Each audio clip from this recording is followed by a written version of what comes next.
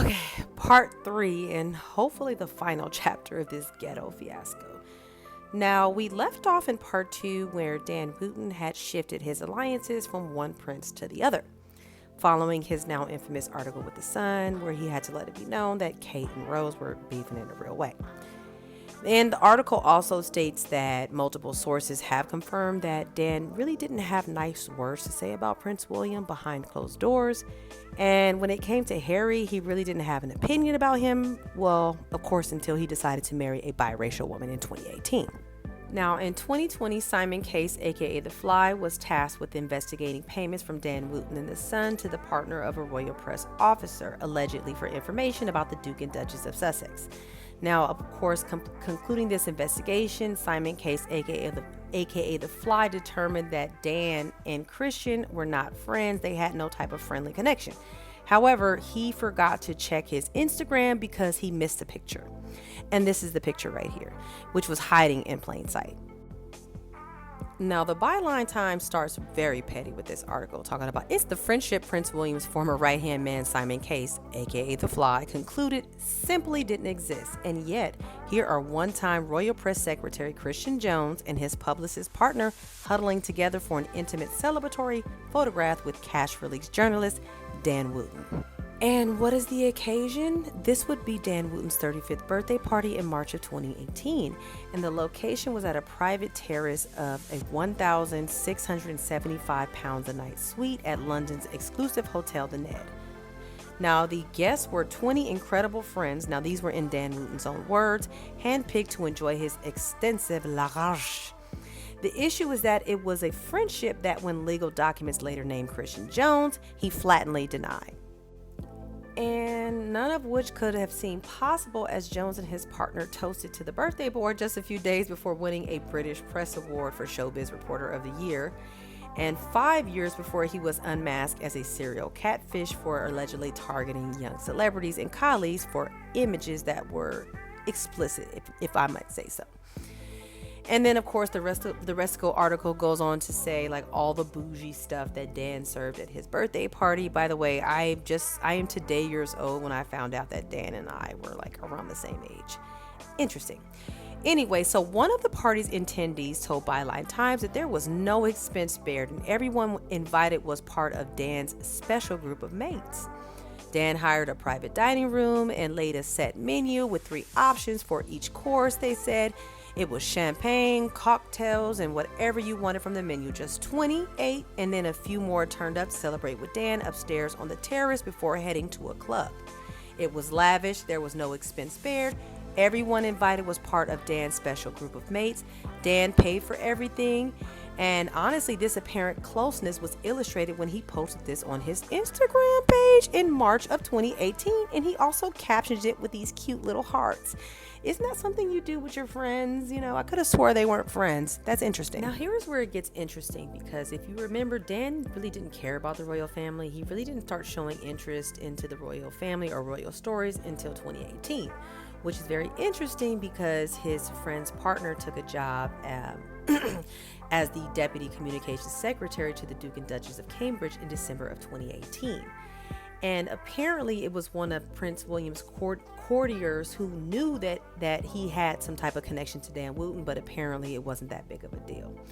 Allegedly. But I just find it ironic that all of a sudden this guy gets a job there, and then Dan Wootton starts shifting his celebrity gossip, whatever the crap he was doing prior to jumping on the Harry and Meghan hate train. And then he was able to use that information to basically elevate his joke of a journalistic career. Of course, let them tell it, it's all just a fluke, because The Sun has never confirmed anything on record. But Byline Investigates, the sister website to the newspaper, revealed that in June of 2020, how lawyers for the Duke of Sussex, armed with credible but anonymously supplied information, apparently originating from inside of The Sun's publisher, News UK, were threatening to sue the tabloid over publication stories written by Wootton. And of course, 2 of these stories, one was published in June and the other one was published in July of 2019. Now, the first article in question was published in June of 2019, which basically stated that Harry and Meghan had gone through 3 nannies in 6 weeks. However, when you look beyond the headlines, this is basically how they explain why they had gone through 3 nannies in 6 weeks. You guys can pause to read the article, but it's pretty much common sense. A royal expert pretty much says they had gone through that many nannies, and that's typical because they have to figure out who's the right fit. Now, I'm assuming the purpose of them mentioning that Prince George still has the same nanny since 8 months old was supposed to be a dig at the Sussexes, but it really wasn't, because it kind of in a sense says that he's obviously gone through several nannies in his early years and finally found one that stuck. This is the second article. This was published in July of 2019, which was basically just nothing but a bunch of gaslighting about them not knowing the identity of the godparents of Archie, and of course using that taxpayer BS talking point when this boy didn't even have a title.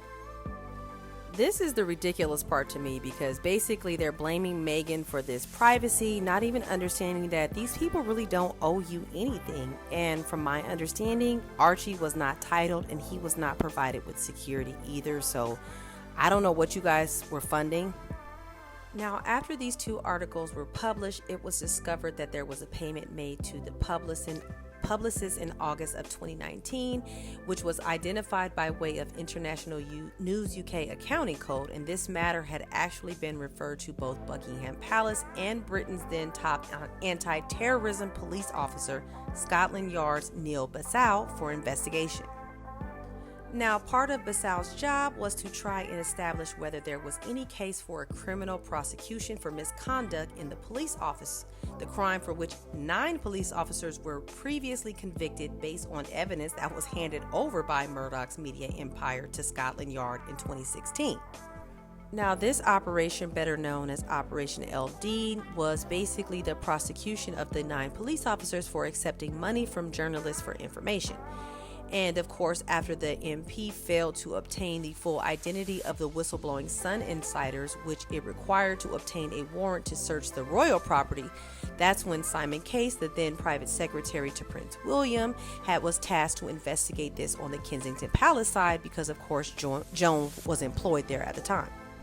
Now, Byline Times was able to reveal that although when formally questioned by Case, who is today the head of the British Civil Service and facing tough questions about COVID, Jones did admit to knowing Wootton and dealing with him on a professional basis, and he strongly denied that either he or his partner were close with Dan.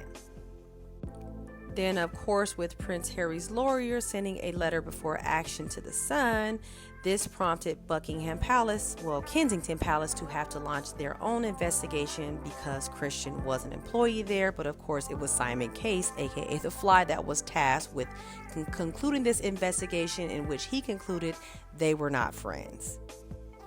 Now, Christian did let them know that his partner had indeed been paid by the Sun at the time stated in the whistleblower emails, and for the amounts described, but the money related to the stories were about clients his partner represented in their work as a publicist, and had nothing to do with Harry and Meghan.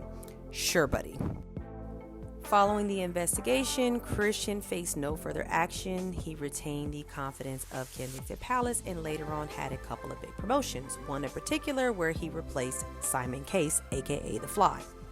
Now, you guys can pause to read the section where it says it wasn't like it was a secret, because it's just basically summarizing how Joan's partner and Dan knew each other, which I think is kind of irrelevant to this matter, because we already know they know each other, and I really don't care how they know each other. We just know they know each other. Like I said, y'all could pause to read the rest of this BS, because I really just don't care how they know each other. It's already been proven that they know each other. And if you look at this picture right here, this is the screenshot from the Instagram post where Dan posted about how he hosted 20 of his closest friends for his 35th birthday party. And guess what 2 people are included in this picture? You guessed it, Jones and his publicist partner. They also included an article that the Sun published in January of 2020, in which the Duchess of Sussex was out with her then private secretary, and they tried to allude at the fact that Harry should be worried about this man who's clearly playing for the same team as Meghan, but somehow he should be worried about him because he's such a hottie. And we all know this is obviously something written by Dan, because it clearly looks like Jones is his type. So Jones, partner, you really should be careful. I'm just saying. This is very Rafael Delegato, but we're going to need part 4, unfortunately.